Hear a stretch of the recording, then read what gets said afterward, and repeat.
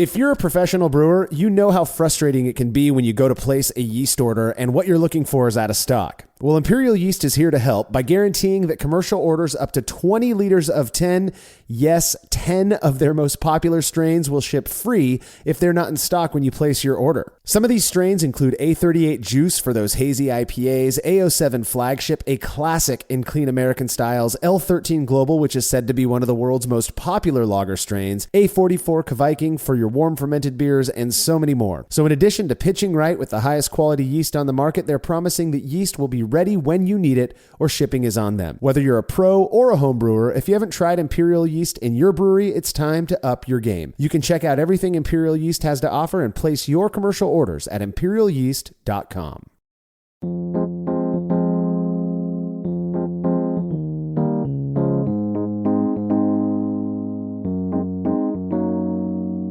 Hey everybody, you are listening to the 320th episode of the Brülosophy podcast, which means it is time for yet another Brü A. I'm your host, Marshall Schott, and today I'm joined by contributor Will Lovell to answer a bunch of questions submitted by listeners of the show, something we do every 10th episode.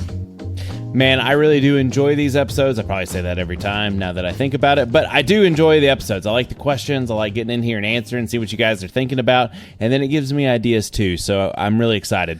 Yeah, I think we say that we enjoy these episodes because they're very enjoyable. I always look forward to these Brü A episodes as well, not just because they require a tad less planning, which is always nice, but we've got some really thoughtful listeners who submit killer questions that really do kind of tickle that part of our brains that makes us think a little bit outside of the box, at least sometimes. So this is going to be a fun one. All right, if you enjoy this show, we'd love for you to consider becoming a patron of Brülosophy, which you can do over at patreon.com/Brülosophy by making a small monthly pledge. You're going to receive rewards like access to unpublished contributor recipes, unique discounts at YakimaValleyHops.com, and an invitation to a monthly live Q&A session with somebody in the brewing world. Coming up in February 2024, Dana Garvis, founder of Oregon Brew Lab, will be hanging out with patrons. In addition to being a very accomplished home brewer, Dana is a trained brewing chemist who helped build the quality control lab at Ninkasi Brewing Company before starting her own company in 2016. Oregon Brew Lab offers a variety of essential analyses for affordable prices to both commercial and home brewers. We've had the pleasure of working with Oregon Brew Lab many times over the years, and Dana is truly an incredible member of this awesome community. I'm really looking forward to this session. If you are too and you'd like to be a part of it, be sure to make your pledge of just $3 or more by Friday, February 23rd, 2024, as Dana's going to be taking those questions on Saturday the 24th. On top of all of that, patrons have the opportunity to give us show ideas and submit questions that we tend to prioritize for these Brü A episodes, which is pretty cool. Learn more about becoming a patron and make your pledge today over at patreon.com/Brülosophy. Another really easy way to support us is by using the links found at Brülosophy.com/support when you're shopping online. Your experience won't change at all, and we get a little kickback for the referral.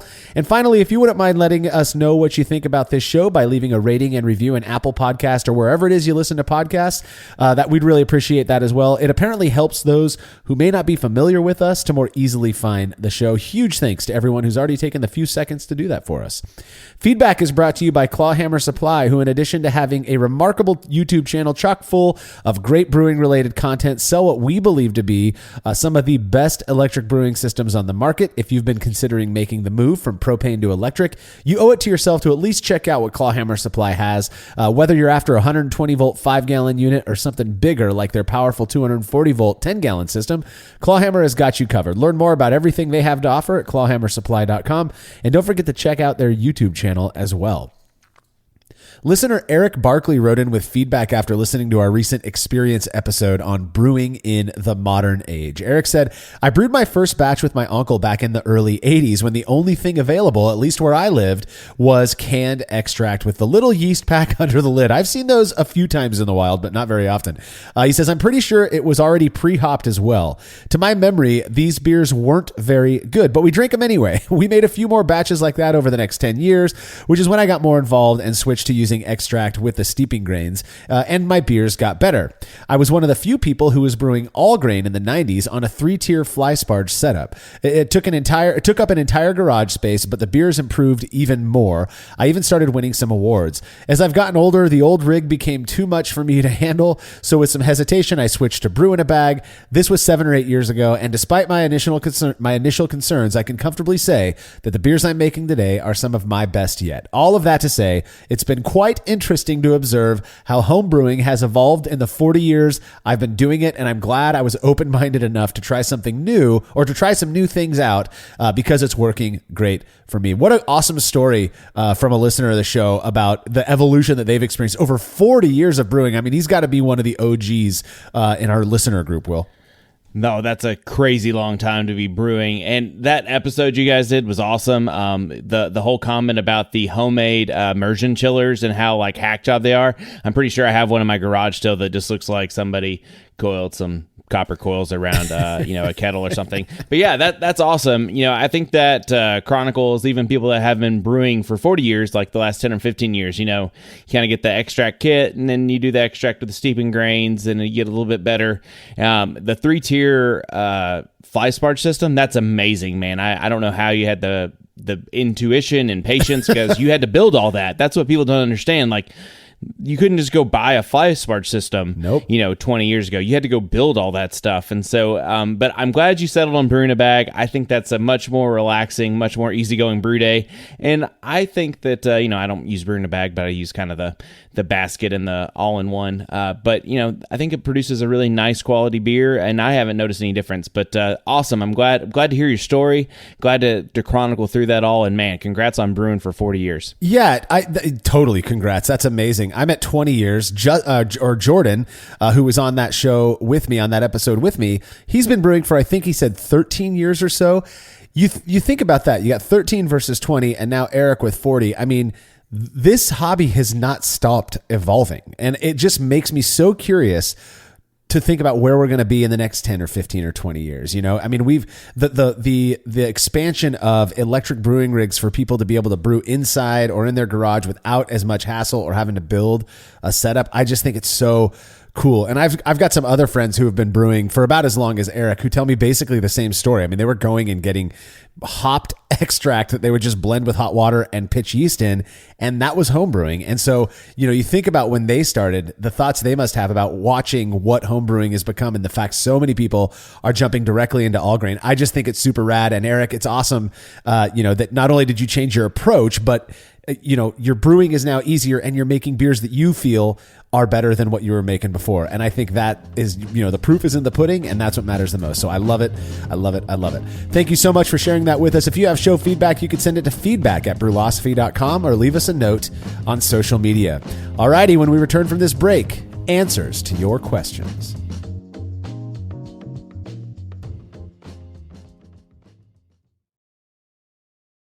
After a long brew day, the last thing I want to do is waste more time chilling wort. I've tried so many different options, and ultimately I settled on the super efficient immersion chillers made by Jaded Brewing. With the King Cobra and Hydra, I'm able to chill my entire batch of wort from boiling to just a few degrees above groundwater temperature in as little as 6 minutes. If an immersion chiller is right for your brewery, then do yourself a favor and check out all of the rad options Jaded Brewing has to offer at jadedbrewing.com. And be sure to let them know Brulosophy sent you.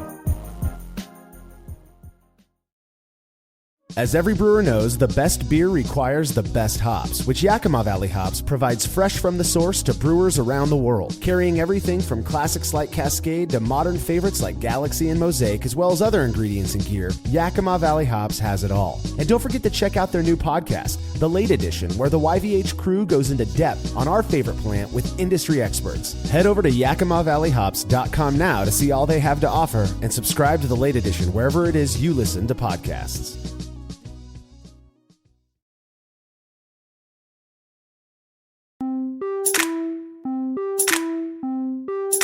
Huge thanks to everybody who submitted questions for this round of Brü A. Our list continues to grow, so if we don't get to a question that you submitted, chances are we will in a future episode. All right, first question comes from listener Adam Reynolds. He says, how do I spund a triple for natural carbonation in a keg and make sure it's at the correct serving pressure? I'm trying to do this without forced carbonation, if at all possible. Okay, so spunding, for those of you... I'm sure most of our listeners already know what spunding is, but for those of you that may not be keeping track of this at home, spunding is kind of the act of, at some point in time during fermentation, when there's a few degrees Plato left to go, you either pull the airlock or put it into a keg, and then you let the continued fermentation build up pressure and put CO2 into solution. So this is kind of a tough question because a lot of this is based off of experience with your system. I'm sure, you could sponge your beer or transfer it with, 10 or so points left to go and see where you can get. But, based on some carbonation charts, if you're going to carb a beer at fermentation temperature, you're going to need to put about 22-30 PSI in solution. So when you cool it off, it'll kind of actually be carbonated. I don't think I'm too far off on that when I'm looking at carbonation charts, but it's a lot of pressure you need at room temperature to get CO2 to go into solution. Yeah. Kind of the easy button here is you get about halfway through fermentation, you put a spun valve on and set it to that high, but you're going to need a vessel that can hold that much pressure, which not every vessel can. And, I think an alternative here, which is what I would probably suggest doing if you're into kegging or any of this, is I would probably keg condition, because then you have a little bit more control over some of the levers you're doing to add carbonation. But that's just me if you're not trying to force carbonate at all. Yeah. So, and just to delineate this even more, so with spunding, you are typically using what is referred to, understandably, as a spunding valve, which you can set the pressure in a vessel so that when it surpasses, when that vessel builds up to your set point, it will start relieving the pressure while maintaining the PSI that is in that vessel. When you're doing natural conditioning or natural carbonation in the keg, you're treating it more like you would bottle conditioning, where you're fully fermenting out. Oh, and that's a point too with spunding.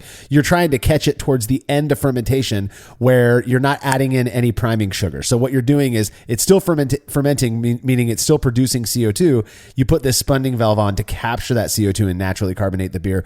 Whereas with natural carbonation, you're adding priming sugar in the same way you would with bottle conditioning. I'm with you, particularly for a triple, which is supposed to be pretty highly carbonated. That may actually make it a little bit easier to experiment with because overcarbonation is very easy to fix.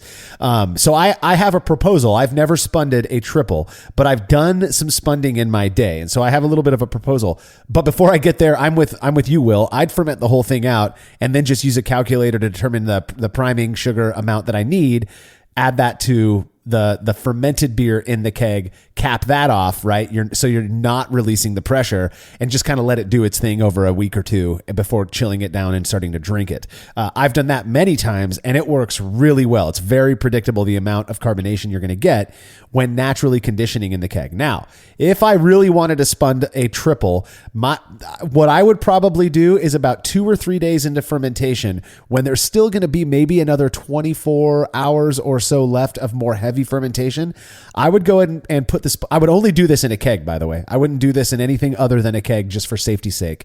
But I'd go ahead and put the spunding valve on, and I'd crank it up to about as high as the valve will let you go. My spunding valves are low pressure valves. They're not the high pressure valves that I use in my kegerator. So I think they cap out at something like 30 PSI. And so what I would do is set it to about 25 PSI. So it's relieving pressure as it surpasses that 25 PSI. And I have no problems popping on a Cobra tap or something like that, a picnic tap, and taking samples. And I would start sampling after about 12 hours. Once you hit the carbonation level that you like, you can then change the spunding valve to your quote serving pressure or something a little bit lower, so that it's relieving more of that pressure, but still keeping pressure on the beer. And then the nice thing is, once you get that keg into your Keezer or kegerator, or even if you're just storing it in a bucket of ice, you have to have something to push the beer out with. And that amount of CO2 could be just enough to make minor adjustments to the level of carbonation if you're not happy with it. If you overcarb, which is definitely something that can happen, All you have to do is relieve the pressure and let the pressure build up again, relieve it all the way, let it build up again until it's where you want it to be. That might take a day or two, but it works. You're not going to, your beer's not dead if it's overcarbonated. So again, natural conditioning with priming sugar, a little bit more predictable, a little bit easier in my opinion, particularly for something as big and sparkly as a triple, but you can definitely get away with spunning it as well. Is there anything I missed there, Will, in my proposal? No, I just think it's a lot of pressure, 30 PSI, because I'm with you. Definitely, for sure, for safety's sake, make sure you're in a keg or something that can handle well over 30 PSI of pressure. Yeah. And it's going to be a bit of a dance to try to figure out, how much fermentation needs to be left to get up to that much pressure in the fermentation vessel. So it's a bit of a dance. Again, I think if you did the keg conditioning method where you added sugar into the keg to kind of prime it and let it ferment from there, might be a little bit more controllable.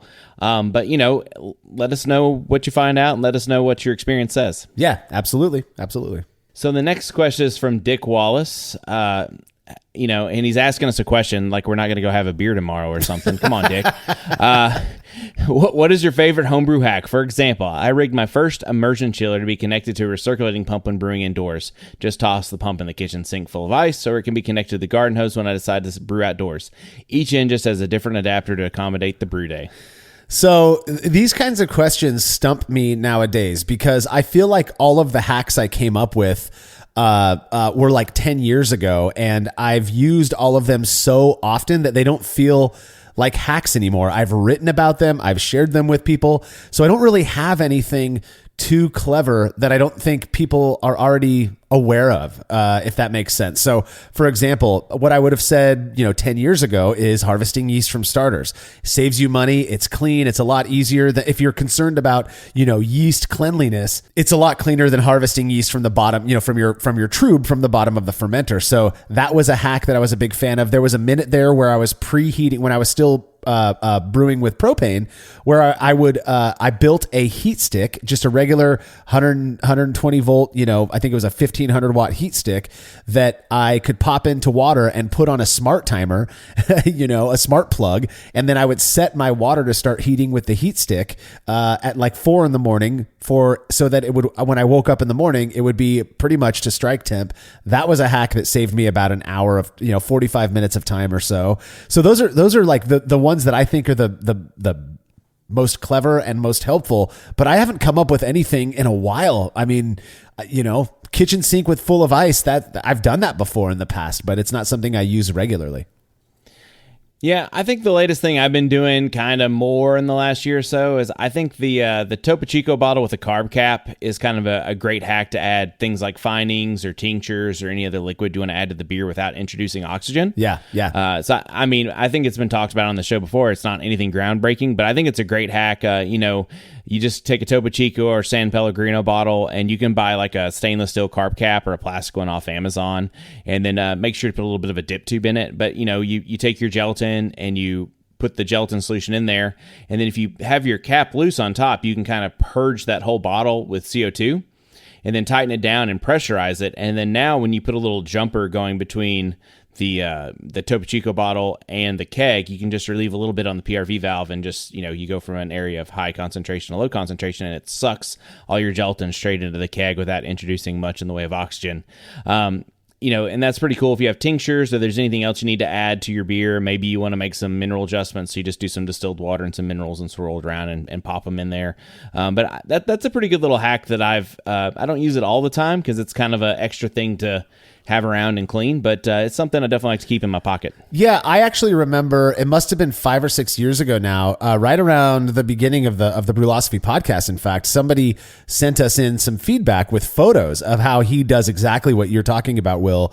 And it's funny because it makes perfect sense how it would work. And it's that's what I love about this, is that I never would have thought about that had he not shared that with me. And now, it's cool to hear that you're doing that. It also made me think of probably my favorite hack, because I absolutely hate having to drive down to the welding shop to get CO2 when I run out. It's the reason I have 4 CO2 tanks. But where I have to drive is about a 20-minute drive each way, which I'm not a fan of. So being able to purge the serving keg, right, with naturally produced CO2. So I create this kind of jumper keg where I first fill the keg with sanitizer and I connect that keg to the out of the fermenter so that CO2 is pushing that sanitizer water out of that keg into another keg.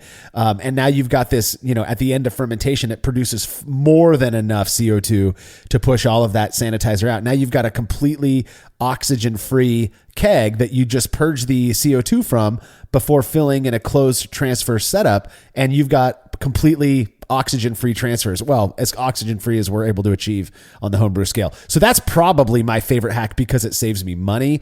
And in a way, it kind of saves me time because I don't have to go through the whole purging process on kegging day. So there you have it, Dick. I'm sure there are a million other hacks out there. And in fact, this question inspired me to, I think it would be really neat to get a list of awesome hacks from our listeners and maybe just talk about those in a future episode. Just all the cool hacks that our listeners have come up with to ease their brew day. So next question comes from Jeremy Hunter, patron and listener of the show, who says, I made a decent porter, beautiful ruby glow in the light, plenty of head, but lack of retention. This time around, I made a slight modification by using 3.7% wheat malt. I mean, that is not very much, which drastically improved head retention. I had an otherwise empty glass retain a 1/4-inch layer of foam at the bottom for an hour. Might have lasted longer. However, this also definitely made it hazy. What do you recommend? Reduce the wheat malt or replace it with something else? I'm concerned that using gelatin findings might impact head retention by removing proteins. So this reminds me of a beer that I sent you, Marshall, for the boys to review. It was the oatmeal stout episode for the average views, and I had an oatmeal stout that I could not get to clear up. It was just a murky mess, but it did have a lovely cap of foam on top of it, and I don't recall using wheat in that beer. So I'm curious if there's anything else that's changed, because I don't know that 3.7% of wheat malt's really gonna affect your clarity that much batch to batch. Maybe you just had an unlucky batch. I'm curious if you might have changed what your base malt is, because I know typically with some of these craft malt stirs with the base malt, there's a lot more protein content kind of going towards that hazy IPA kind of thing. So I kind of wonder if you went to craft malt stir instead of a macro maltsters malt for your base malt. I don't think that much wheat's really going to affect it, but either way, I wouldn't hesitate to add gelatin if your clarity is that important to you. I don't know that it's going to affect your head retention that much. And, if you're worried about it, if it tastes good and you like it, then just drink it. But, I wouldn't be concerned about adding gelatin to that. I don't think it'll affect your head retention, really. No, yeah. Since you ended on that, I'll start with, there's a few things I want to hit on with this question because I think there's a lot here. But since you ended with the gelatin thing, Jeremy, there are a few things I'm as confident about as I am that gelatin doesn't do what a lot of people fear it does when you use it in beer. Yes, it's going to pull out proteins. It's not, you're not going to lose head retention. I have used gelatin hundreds of times in everything from Kolsch and Pilsner all the way up to double IPA and stouts and all of that. And it works perfectly fine. I've never personally noticed any impact whatsoever on body mouthfeel or foam production and retention.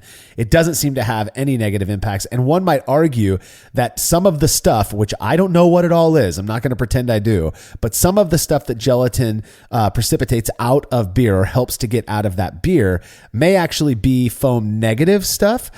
In my experience, particularly with even slightly hoppier styles, American Pale Ale all the way up through IPA, all the different types of IPA, when I find it with gelatin, I find that the foam tends to be more dense and creamy. Again, that's anecdote. That being said, we've done many, many experiments, and we are going to do even many more experiments on fining with different post-fermentation findings, including gelatin. And in those, we always take a photo of the beers side by side. Well, when we're taking those photos, we are making observations as well. What's going on? We have never noticed that a beer fined with gelatin has any impact on the foam quality at all. So that, again, mostly anecdote, a little bit of data, but make of that what you will. Now, one of the things that I think is interesting about this question is that Jeremy is talking about a porter, and old school that I am, I remember back in the day, when it was really cool if a home brewer could make a clear beer. Now everybody's making hazy beer on purpose. But way back then, 15, 20 years ago, all the talk was, well, that only matters if it's a beer that you can see the clarity anyways. If it's a dark beer, a porter, a stout, don't even worry about it. There's something I really appreciate about the fact that people are talking about clarity even in darkly opaque beers. I personally think it's important because I don't want that other stuff getting in the way of the flavor of the beer. And so I absolutely fine my dark beers with gelatin. Do I think that 3.7% wheat malt is responsible for the head retention you're talking about? No, I don't think it's responsible for that at all. In fact, I don't think that 10% would necessarily help the foam quality as much as a lot of people claim that it does. That's a personal opinion based on heaps of personal experiences using wheat malt. I have a feeling that it could have been something that had to do with your water. Perhaps it was a different, like you said, Will, a different base malt, or even different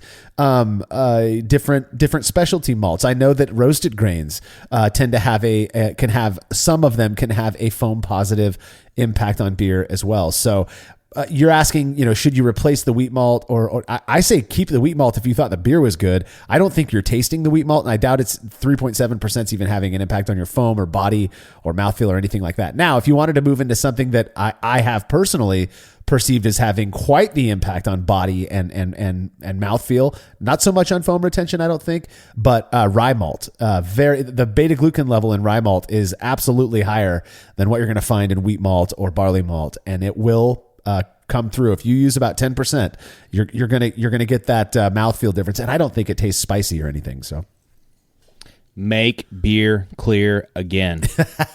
Okay, Lucas Medina. He says, I'm not getting any younger. In fact, none of us are. My liver is not as efficient as it used to be. I took some time recently to study how the human body processes ethanol and reacts to it in the hope of finding secret ingredient I could add to the beer to minimize hangover effects. Unfortunately, I don't have any answer. Other than eating well and keeping yourself hydrated, I wonder if the Philosophy Crew could add to this discussion. I mean, this question really is, how do you deal with hangovers? That's how I'm interpreting this, because we know, science-minded as we are, there's no magical cure for a hangover, at least in my opinion. But there are things that I enjoy doing to deal with hangovers. I happen to be blessed with whatever genetic makeup, leads to not so rough hangovers. I think I've had one in the last year that I would call a hangover, and I've tied them on a few times in the last year. So it's, I have the ability to deal with it. Now, one thing my wife pointed out, when we're out partying or doing what we're doing, camping, I make it very, very intentionally. I make it a point to drink a lot of water. And I happen to love flavored sparkling water. So it's very easy for me, if I've had 2 or 3 beers, to go grab a sparkling water and drink that, or chug a bottle of regular water. And I think that's the secret sauce right there. Just keep yourself hydrated, like you said, Lucas.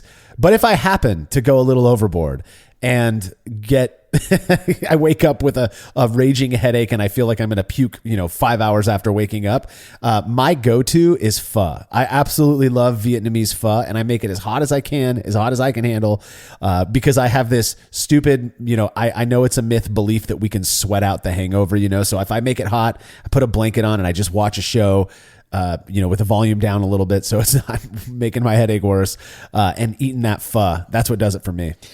So, I don't think there's any foolproof method, as you said. Now, I do know that we react differently to alcohol in a fasted state. So drinking on an empty stomach, not such a great idea. You produce lots of nasty things that can give you worse hangovers. It does get you messed up quicker, but it can cause worse hangovers. So I think what you do ahead of time is almost more important than what you do the morning after. Like, hydration is awesome, eating is awesome. Over New Year's, we kind of tied a few on several days in a row with some friends, and the liquid IV powder that you add to water, that stuff replenishes electrolytes. And that's a great way to kind of make sure that you're keeping your body hydrated. And besides electrolytes, it's what plants crave. And and by getting some electrolytes before drinking, that really helps. And then if I'm being really good, I'm pounding a glass of water between each drink. And then, the next morning, hair of the dog, 50% of the time, it works all the time. So, amen. If you can rock that, rock it. If you can't rock that, I also find that liquid IV the next morning does help. If you got a sour stomach though, and things are just really bad, maybe your doctor has prescribed you Zofran, and that's kind of helpful. But I'm not asking you to abuse your medication. I'm just saying that Zofran's a nice thing for a lousy stomach. For nausea, yeah. My wife takes another over-the-counter nausea med if she overdoes it. It starts with an N. I forget what it's called though. But yeah, there's that out there. If I'm feeling woozy, my first thing is I'll take 3 Tums and try to see if that allows me to at least get some food in my stomach. And the other thing, I'm not a big fan. I live in California. There are people in California who absolutely love In-N-Out Burger. I don't get it, but when I'm hungover, it is like that is the only thing that I crave.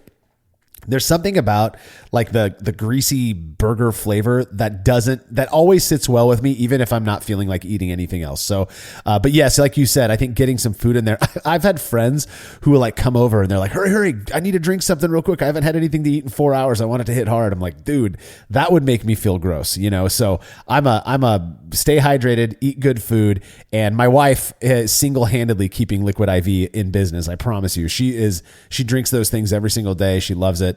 They do seem to help. I'm not sure what the science is behind, how well they work, but hey, it doesn't taste bad. And I think there's like a pineapple flavor that has caffeine in it. That works really well too. And I'm a big fan of caffeinating quite highly if I'm feeling hungover to kind of knock me out of that tired. Liquid IV is cheapest at Costco, by the way. You can go buy them in bulk, and it's a lot cheaper there than if you go buy it at some other places. So yes, still not cheap, but definitely the best you're going to find is at Costco. That's where we get ours as well. So thank you for the question, Lucas. Next one comes from Bill Lammers, who says, since episode 200, oh boy, this is another one like Dick's question.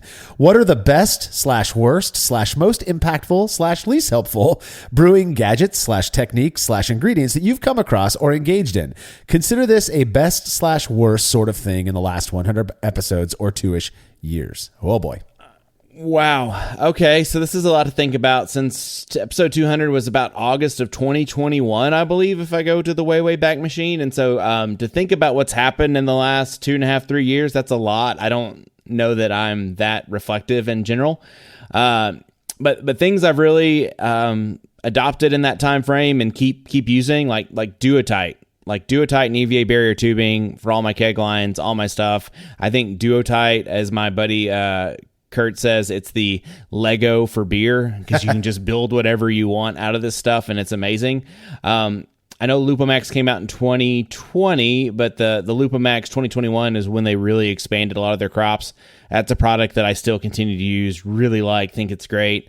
Some of the things that I think are, I guess lactic acid producing yeast has been kind of a novel and interesting thing that's hung around, especially sour VCA. And then some other things that, not that I don't like them or think they're faddish, but I think you don't hear as much about Kveik anymore.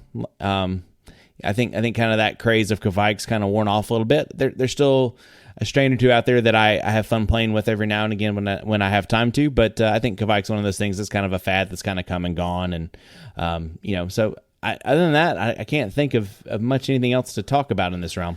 Yeah, there's, 2 years isn't that long. I feel like it was just yesterday. We've been doing the podcast almost 8 years now, and we're coming up on our 10th year. Next month, God, in 3 weeks, we'll officially hit the 10-year mark, a full decade of doing Brewlosophy. So 2 years is kind of a drop in the bucket at this point. On my notes, surprisingly, and we did not consult about this beforehand, Duotite and EVA barrier lines were probably, that was topping my list, because I just love how easy it makes swapping and or cleaning your beer line if you need to do that.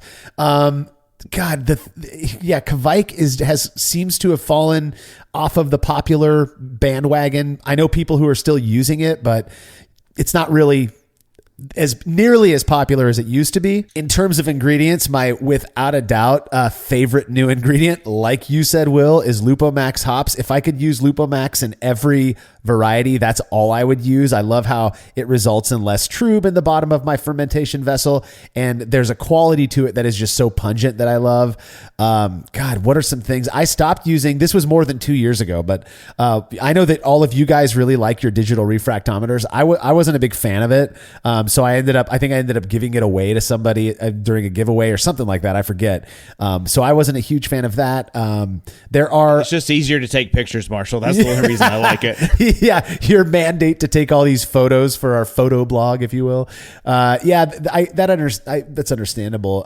There was another one that somebody was talking about recently. Oh, the digital not the digital refractometers, but I don't even know what they're called. They're like the floating hydrometers. There's a myriad, brands out there who make these. I like the Tilt or the Wrapped or those kinds of things. Yeah, exactly. I've had a lot of feedback from people who are saying, man, I've been trying to tweak this thing so that it's accurate and I struggle to do that. Though somebody did just reach out and tell me that apparently Tilt made some changes that have made it far more accurate and easier to use. If that's the case, more power to you. Cool.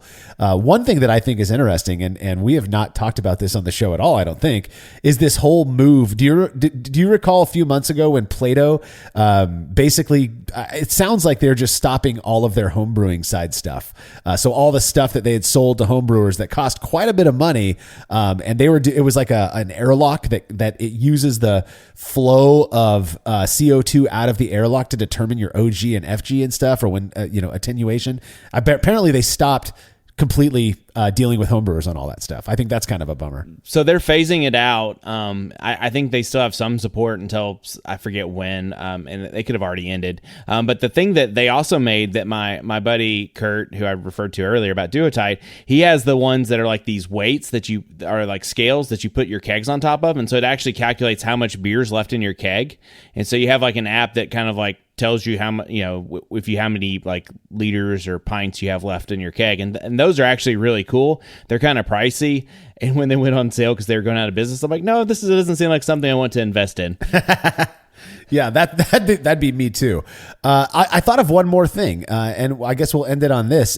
And I think this might have been a little over 2 years ago, maybe 3-ish years ago, but Brewfather. I mean, my gosh, a lot of us were using other brewing calculators. And again, if your preference is for another one, by all means, keep using it. That's great that it's working for you. But the user interface, the ease of use, the fact that you have access to all of your recipes all the time, I can't recommend Brewfather more. I absolutely love that program. I guess it's more than just an app. You can download the app, but it's actually like an online app as well. But it's all synced, and so you open up your Brewfather app, you get access to everything that you designed on the internet, and vice versa. I love it. It's awesome. So, well, that is what we've got for our first segment. We do have to take a short break. We're going to be right back with more Brü A after these messages.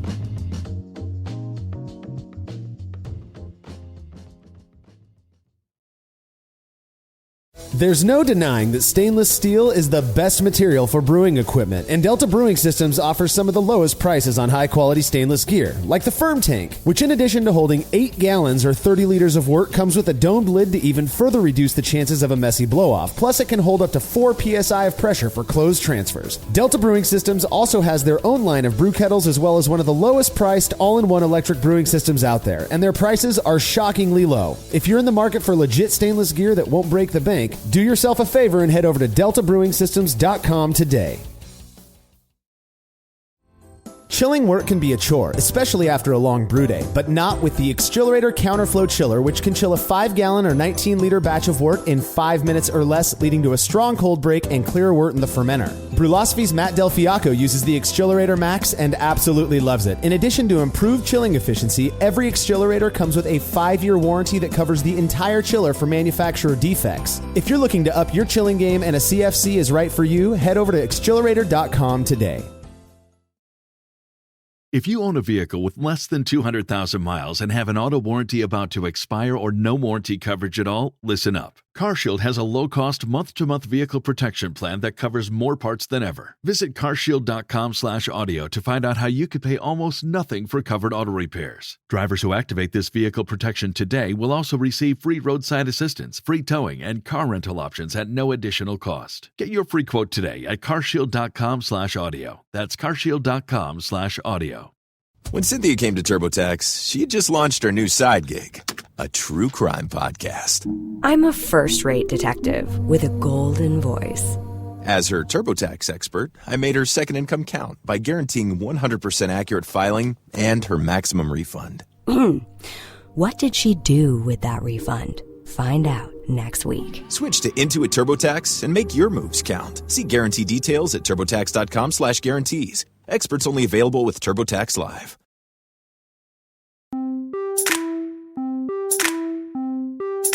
All right, time to answer some more questions. Go ahead and kick off this round, Will. So the next question is from Camilo, who's a patron, and he says, I'm looking to speed up my learning by brewing more batches more often, but 5 gallons is just too much beer. What equipment setup do you recommend so that I can brew maybe 1 to 2 gallon batches? Any recommendations? Oh, so many recommendations. 5 gallons, too much beer, boy. That's too little beer. You know what I'm saying? No, I know exactly what you're talking about, Camilo. That the 5 gallons when you want to brew more often absolutely is a lot of beer. It's part of the reason we started getting rid of it and doing these experiments. That was one of the things that motivated me was I had all this beer on hand. I might as well do something meaningful with it. I absolutely have some recommendations for you. And there are various ways you can go about doing this. And it sort of depends on your budget and your interest in the hobby. First off, if you have the ability to, or if you already have a all-in-one electric brewing system, they're going to cost you definitely going to cost you more than this other idea that I'll recommend here in a minute, because they're all in one, they're electric, they have everything built in. There's usually pumps in them of some kind. They have monitors. You can set your mash temp and it'll just stay there. And the nice thing is, if you're cool with doing full volume mashes, you can get away with doing a 2 or 3 gallon full volume mash in some of these systems, and just be done with it and have it all in this one kettle, electric kettle. I think that's pretty rad. If you're not going to go that route and you're looking to kind of piecemeal a setup together, I've done this many, many times. In fact, it's the way that I recommend anytime somebody asks me about getting into home brewing, my suggestion for them is we can hook you up with this very simple and relatively inexpensive setup that is brew in a bag that you can do on your stovetop because it's such a small volume. And you're probably going to make beer that right off the bat, your first batch, if somebody's helping you, of course, that's going to taste almost as good as somebody who's a little bit more experienced would be making at 5 gallon or 10 gallon batches. So all you need is a 4 gallon kettle, which you can go to Walmart and get for about 15 or 20 bucks. It can be aluminum. It can be stainless. It doesn't matter. And then you need a brew in a bag. So the fabric filter, if you happen to have or would prefer to have a stainless option, you can get online. There are multiple places that sell stainless baskets that will fit inside these kettles, and it does the same thing as a bag. You just can't squeeze it, and that's not that big of a deal.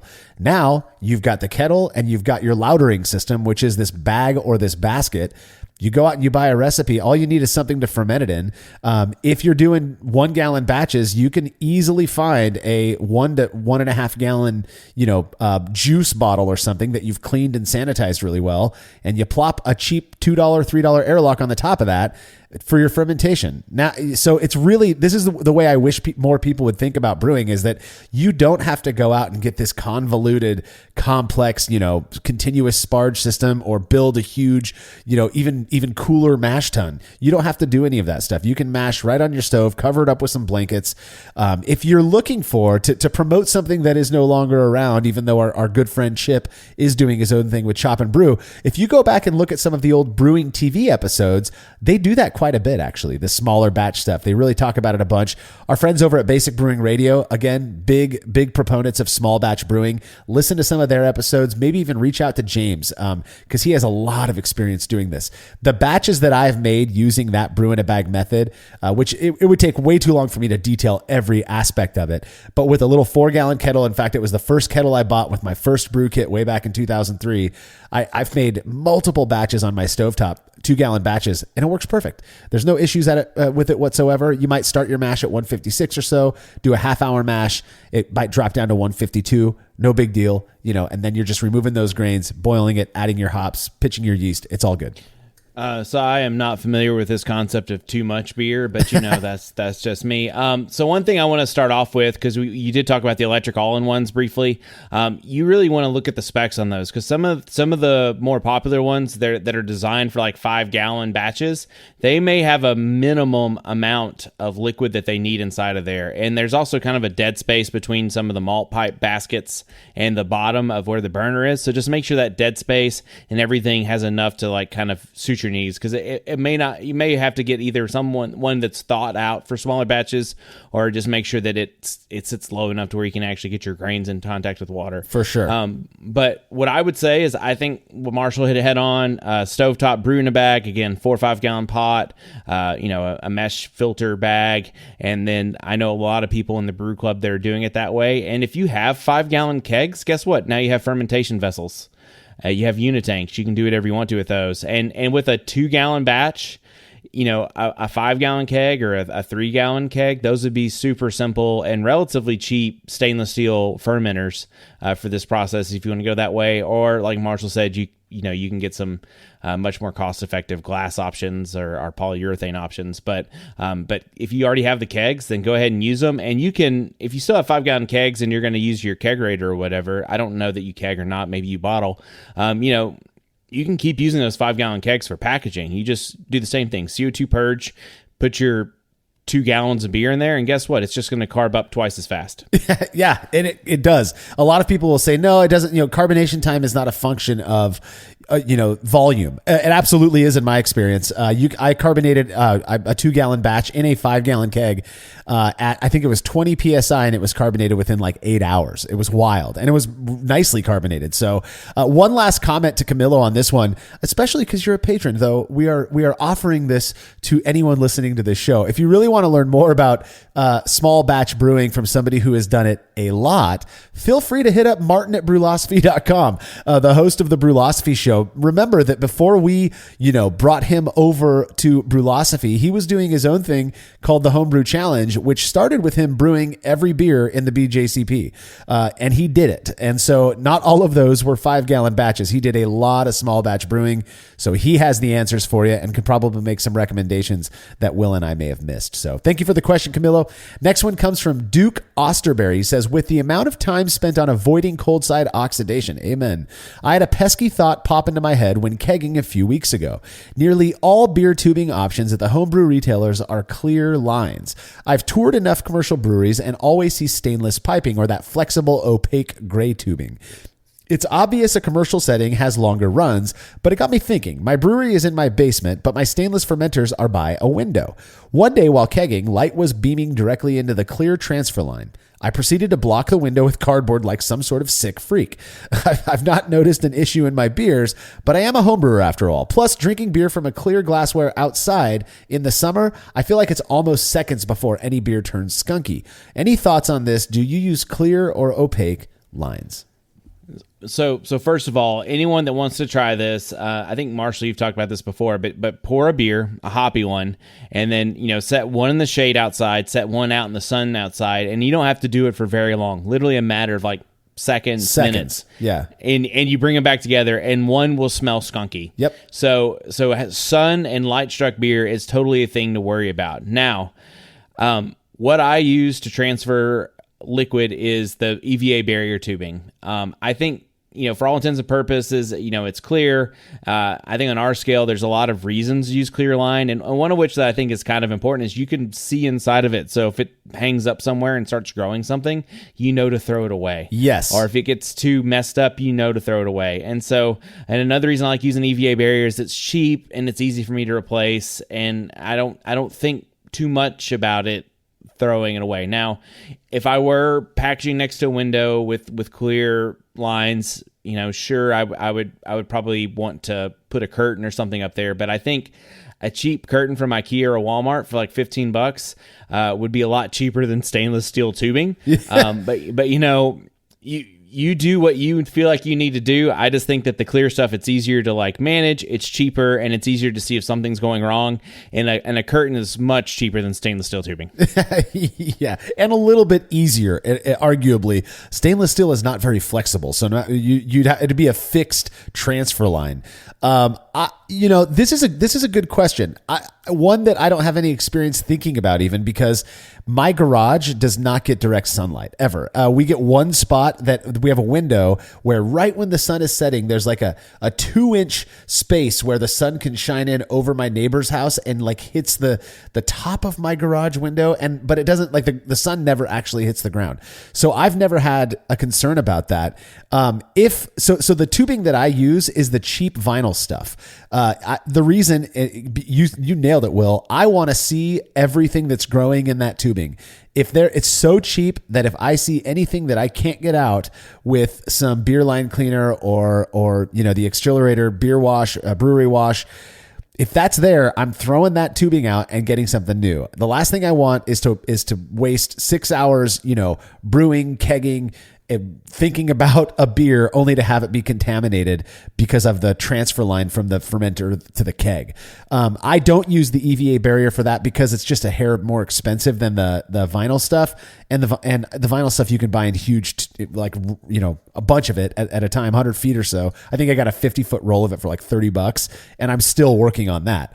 I've used the opaque, I believe it's silicone, and I really did not like that. There are various reasons. One, it tends to have a thicker wall, so it's just a little bit more cumbersome. It doesn't fit in my tubing drawer as well. I mean, little things like that. But yeah, if the sun were hitting it, given my experience with how fast beer does skunk, I would definitely cover the window. I mean, I would do what you did. I don't care if I look like a freak as long as my beer tastes good. I don't know if it's having the impact. I mean, that beer is flowing as opposed to sitting still. And when we've done our little skunk experiments, it's always beer in a small glass, right in direct sunlight, no movement for 15 or so seconds. And you will smell that skunky character, but yeah, I don't know. I would just take extra precaution. If it's easy enough to cover the window, you may as well. And just so you know, Marshall, I do buy my EVA barrier line in like 50 to 100 feet at a time. So I did. Just how I roll. I'm not judging you, man. No, stop judging me, Marshall.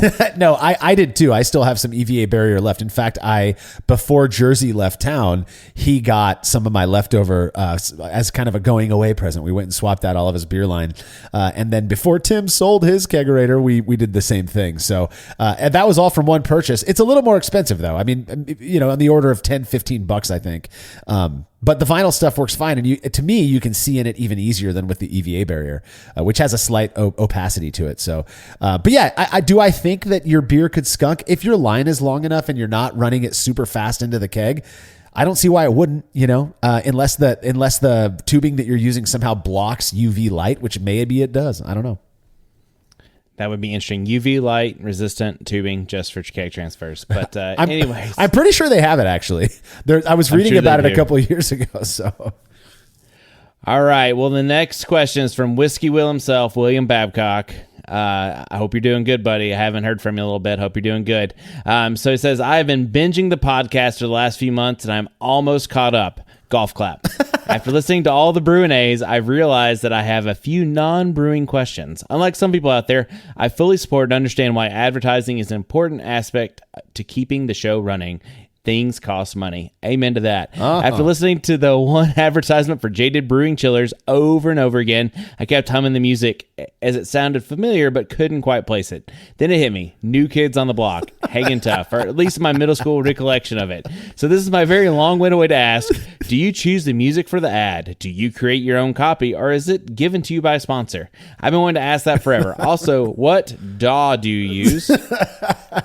Are you a Pro Tools user or some other format? So Marshall, this is all you, buddy. Yeah. So first off, that song is not New Kids on the Block Hanging Tough. I promise you Can't that. afford that. It's not in our budget. Yeah, we would get, I mean, I don't know how popular, NKOTB would probably never even hear that we stole that from them. As an aside, so I was not a New Kids on the Block fan growing up. My sisters, who are 21 months younger than me, they were definitely New Kids fans. So I know a lot of their songs. Well, my wife was also a big New Kids on the Block fan.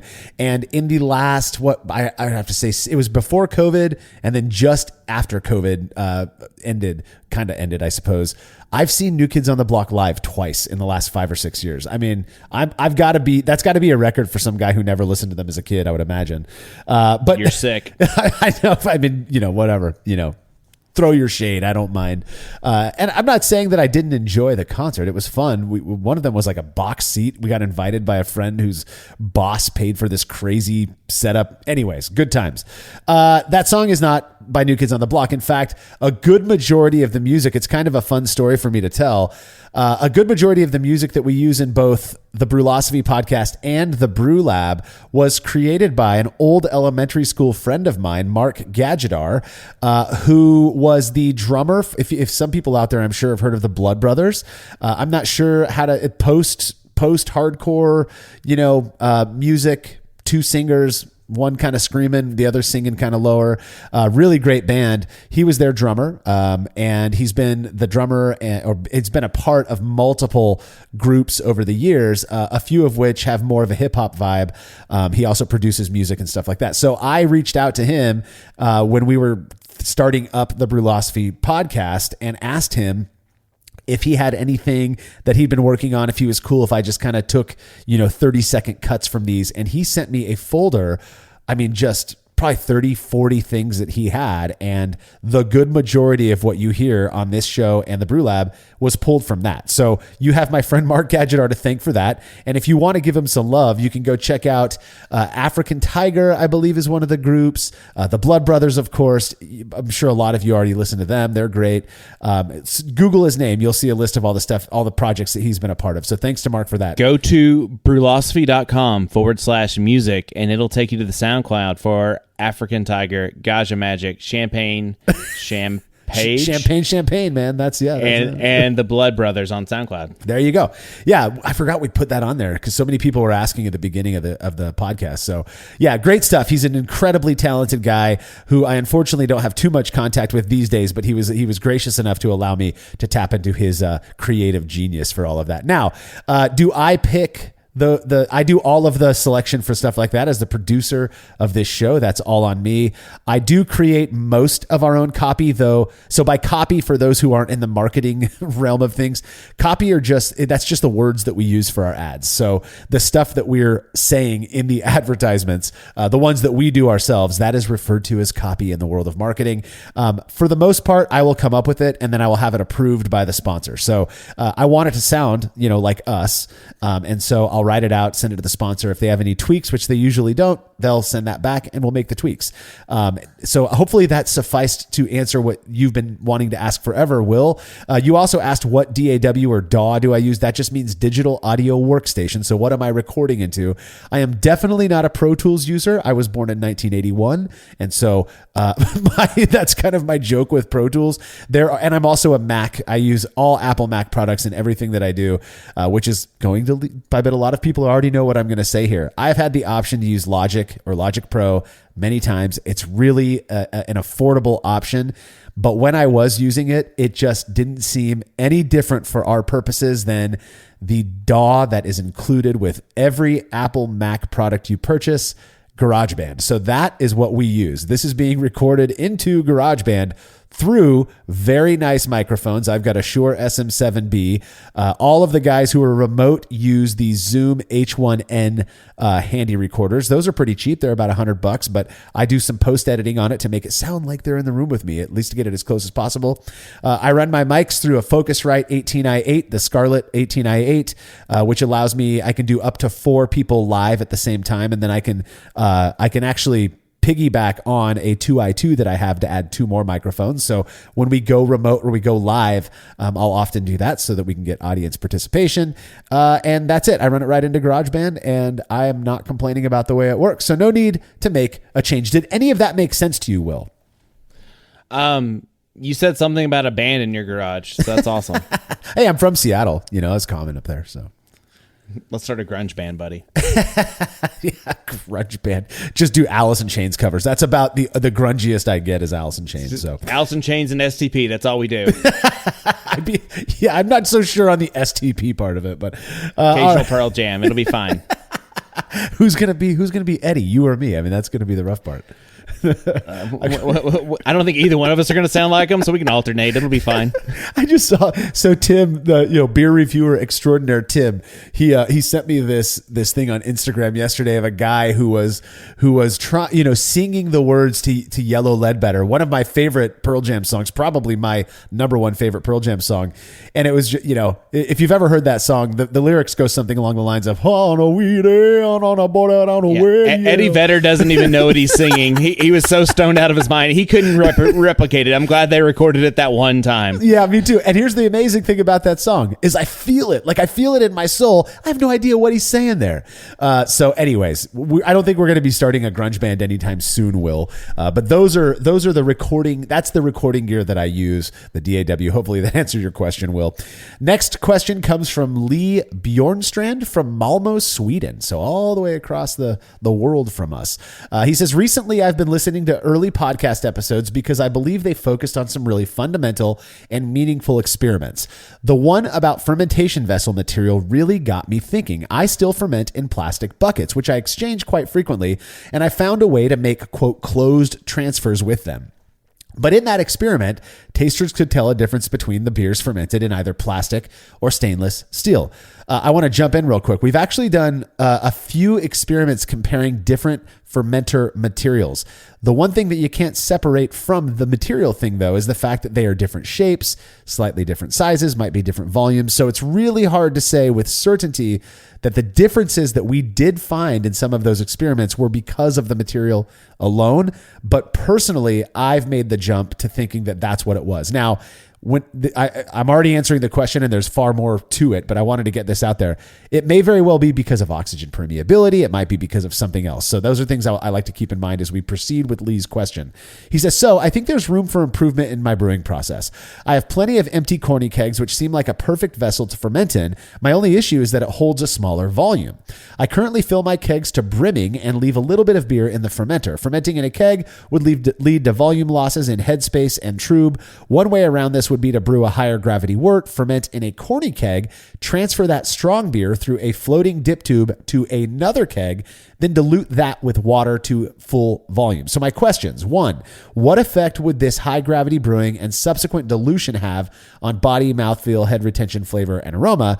And 2, should I make any mineral additions to the dilution water? Whew. Man, that's a lot to unpack there. But thank you, and thank you for confirming that we did more fundamental stuff early on, and now we're much more convoluted experiments later in the game. So thank you for confirming that in your first couple of sentences. Joking aside, okay. So I know plastic is more oxygen permeable. I know that's one of those things, but I don't know that plastic materials is what I think makes buckets a bad idea. My issue with the brew buckets, and I brewed in one for a long time, is that I never had one that actually sealed very well. They always kind of had a leak somewhere, or the airlock wouldn't bubble it because lid wasn't quite all the way on. And so I don't know that having a plastic bucket versus a stainless steel matters as much for materials it does for oxygen getting in through other ways, because I don't think you may or may not get that much oxygen permeability, but I know that for a fact that the buckets I had never sealed. So if you want to stick with plastic, I think there's a lot of PT options out there, like the Firmzilla, which apparently seals well enough to pressure ferment and things up to 35 psi, and which is just under 2.5 bar for those of our friends that live overseas.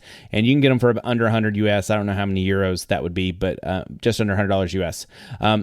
But you are right in the fact that if you did brew in a 5-gallon or 19-liter keg, you will have to reduce your batch size by, at least 5 or so liters, maybe up to 6 liters, 8 liters. So you are correct in that. Now, if you have a bunch of kegs, you could just split batch it and then combine it later down the road.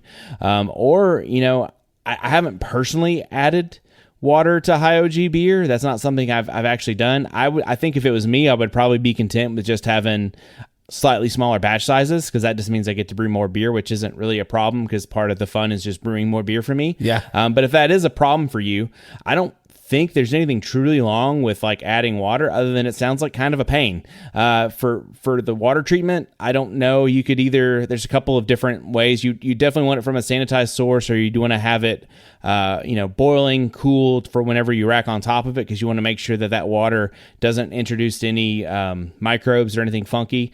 I think if you used RO water, you'd probably be fine. And if you used RO water or distilled water, if you just added it, it would keep your sulfide to chloride ratio pretty constant.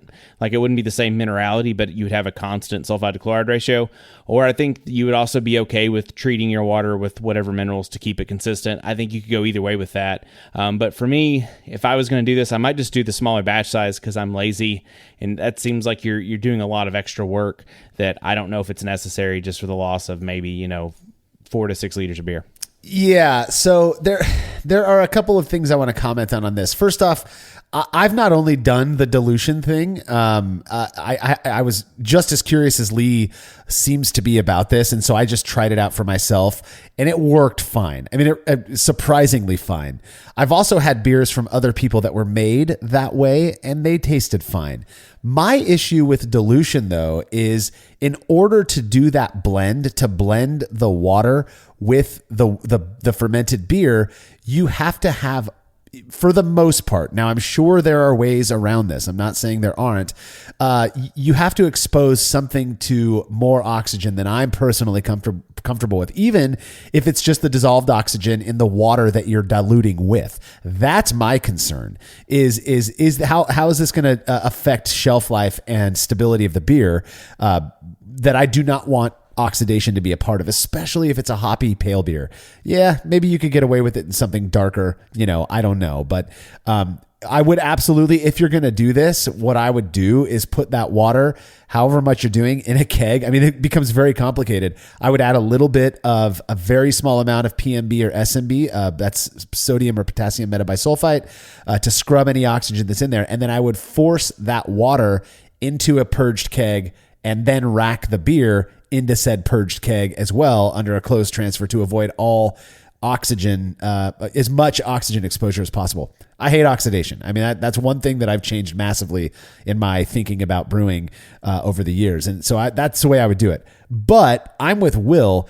Well, before I get to that, there is another option. I believe Clawhammer Supply is now selling it's an 8-gallon or 7-gallon fermentation keg. So it's basically just a keg, but it does have a bigger volume. So you can make your full 5-gallon batches. You're going to be spending a pretty penny on that stuff, which is great. You're supporting small business, and we love Clawhammer massively. But if you're willing to just drop a gallon off of your batch size, I mean, that's only a gallon of beer, and you get all of the benefits that you're talking about here, Lee. So that's the way I would do it, I would just reduce my batch size and ferment in kegs, or, pick up another one of these cool products that are out there nowadays to get through with that. Now, I wanted to make one last comment, because we started off talking about plastic buckets and the fact that they produce a beer, or we've been able to demonstrate that the beers fermented in plastic buckets do seem to be reliably distinguishable from those that are fermented in either glass or stainless steel. That doesn't mean bad or worse. I want to point out that Brulosophy's Steve Thanos is a plastic bucket user, and he has perhaps done more pro-ams from winning competitions than anybody else in Brulosophy right now. So it's not that plastic buckets are ruining beer or making bad beer. Just because it creates something different doesn't mean it's not a bad word. Different's not a bad word, right? So, if you're liking the beers you're making with your plastic bucket and they're not coming out oxidized, then you've got a good process. No need to move on from that if you don't need to. Fair enough. Okay, so the next question is from Jeremiah Pickard. Oh man, this is a fun one. That's why we saved it for last, Will. This is going to be an exciting one for us. Yes, super exciting. I'm looking to upgrading my homebrew lab with a laminar flow hood. I currently use an alcohol lamp when streaking plates or inoculating a starter wort from a plate. As laminar flow filters are insanely expensive, my question is, do any of y'all have any idea how often I should change either the primary filter or the laminar flow filter? The cheapest 24 by 48 by 6 inch 14 filter I could find was $560 US. Also, do any of y'all have any recommendations as for a vertical or horizontal flow hood? I'm currently thinking that a horizontal one would be best for my setup. So, the reason we call Brülosophy is because at the time that I came up with this silly term, I was massively obsessed with both brewing and philosophy. I was reading all of the classic Greek philosophers, some of the more modern German and French philosophers, highly into the more existential, humanistic side of things, as you might have guessed. And so I would like to share a quote from an old school philosopher as it came through the man who interpreted his works. So this quote is attributed to Socrates, though I believe it was shared by Plato. To know is to know that you know nothing. That is the meaning of true knowledge. Now, I'm not saying that I'm a wise person. I'm not saying that I'm a terribly knowledgeable person, but I know when to tap out. And I have no idea what Jeremiah is talking about in this question. I know what a laminar flow hood is. I definitely know that. And laminar flow is like undisturbed flow, right? So that you're not stirring stuff up. And they use these for, yeast stuff, if you will. I would have no clue where to start with giving you a recommendation on this stuff, Jeremiah. And partially I want to apologize because if I came across as making it sound like we know about this stuff, I do apologize. That is not the case. Again, I'm happy to say when I don't know anything. I poked around for an answer, and as I was doing that, I realized how stupid it would be for me to try to like fake a response to this. Chances are your knowledge is going to make your Google searching go a lot further than what I could find on the internet. So I do apologize for that, but I did want to include your question because you took the effort to submit it, and so I'm going to take the effort to let you know how big of an idiot I am in not being able to answer it. So you're right. Laminar flow is basically the undisturbed flow of a fluid, in this case air, but if you wanted a visual representation, you could have a water hose shooting out, and if there was any turbulence introduced in that water hose, it would obviously spray out, and if it's got laminar flow, it would be just kind of a consistent flow of fluid out of the hose. So we've all experienced laminar flow, and a laminar flow hood is kind of... It's more of like a cabinet when you look at them. Yeah. But basically it's trying to create an air kind of pocket so that you're pushing out clean air from a HEPA filter, so that bad stuff doesn't get into your cabinet. And so, based off of what you've said, it seems that a class 2 bio cabinet is best. Horizontal flow does a better job of protecting the sample and person, whereas vertical does a good job of protecting either the person or the sample. Since you're doing yeast, obviously you're not worried about some kind of biohazard contaminating you. Tip of HEPA filter changes occur 1 to 3 years depending on environment and use. And this was all generated by Copilot AI. Thank you, ChatGPT v3. I apologize for any hallucinations in advance. I was like, damn, he knows his stuff. This guy work in a lab or something? No, ChatGPT. I'm an IT guy, so I know ChatGPT. Oh, that's awesome. I love ChatGPT, though. I find myself not using it nearly as much as I was when it first came out. It was kind of like that honeymoon phase. But Jeremiah, the one tip I will give you, I've talked to a few people who have built basically garage labs in their home, and what the last person I talked to about this was a couple of years ago, but he was telling me that he got most of his materials, his hood, all of that stuff from a local university. Apparently their science lab has to replace stuff every once in a while, so they sell their old stuff, and so you can tap into a local university or something and ask them, hey, look, do you have any of this stuff, or do you have something that's kind of like it? And if you're going to sell it, is there a way I can get on your list, right? And that's what happened with this buddy of mine, and it worked out. He built a really cool lab, a little bit bigger. Like a lot of the stuff was a little bit bigger than I think he was looking for originally, but it was a lot cheaper because this school just needed to get it off their hands. So, and I don't know how serious he is about it either. Like I know there are YouTube videos that show you like laminar flow hoods like DIY, and granted it's using like plywood and some other things that aren't exactly like super sterile lab grade equipment, but depending on what you're doing, and I'm assuming you're doing this for a hobby, like you may not want to go invest $600 in filters and stuff when you can build one for $300. Exactly. Totally. And that'd be the way I'd approach it, at least. And who knows, maybe in the future you could just ask ChatGPT to build you a lab and it'll just construct it for you. Yeah, that'd be pretty cool, but I doubt that's ever going to be the case. But that is all the time that we've got for our 320th episode. Thanks again to everybody who submitted questions. Whether or not we were able to answer them sufficiently is up to you, but we had a blast answering them either way. How about you, Will? Did you have a good time? Oh, always. Laminar flow hoods and all. Well, if there's anything you'd like for us to address in a future Brü A episode, whether it has to do with brewing or not, please send your questions to feedback@brülosophy.com and make sure to indicate it's for Brü A in the subject line so we're sure to add it to the list. We can't have these episodes without you guys submitting questions, so do not hold back. We like having a list that's too long. Don't forget to check out the Brew Lab podcast, where host Kate Job takes you into the lab with brewing professionals to discuss the fascinating work they've done on our favorite beverage. And make sure to head over to brülosophy.com to read up on all of the fun beer and brewing stuff we are up to. The Brülosophy podcast is made possible by the generous support of our sponsors, as well as all of our rad listeners. We seriously could not do this without you. Cheers to everyone who has subscribed and left a review of our show. It makes a huge difference. If you haven't yet, please consider doing so. Head over to brülosophy.com/support to view a list of ways you can easily help us to continue producing this podcast. If you want a reward for your support, visit patreon.com/brülosophy. Thanks again for listening. We'll be back next week with another episode of the Brülosophy podcast. Until then, think beer. Start off the morning with some hot tea, lemon and honey, cause it suits my bro. Put some herb in the bowl, yeah, it's homegrown. Ain't gotta go through the middleman no more.